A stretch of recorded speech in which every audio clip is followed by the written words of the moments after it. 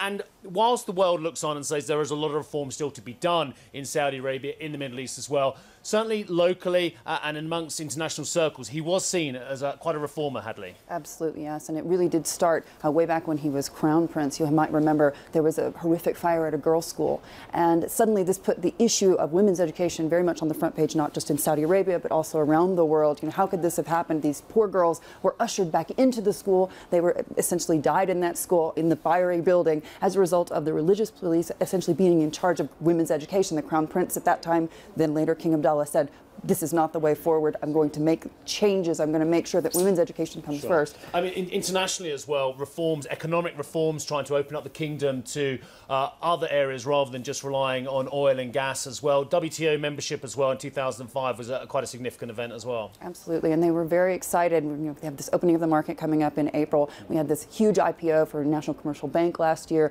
All of this is as a result of King Abdullah's reforms. And of course, he's put in major cities for investment. We've been speaking over the last couple of days. We talked to the gentleman who's now running King Abdullah Economic City. We talked to the folks over at CALS, which is a major university. I mean, he sent 150,000 students abroad to have education in the West. And yet, Hadley, there are enormous challenges. There are geopolitical challenges. There are ISIS challenges on the doorstep as well. There's the old enmity between the Sunnis and Shiites, Iran and Saudi as well. Economic challenges as well. And despite the fact, as we were saying earlier on the show, it has enormous petrocurrency reserves, $772 billion US worth of reserves. The budget is in trouble. I think the last figure was a $40 billion fiscal deficit.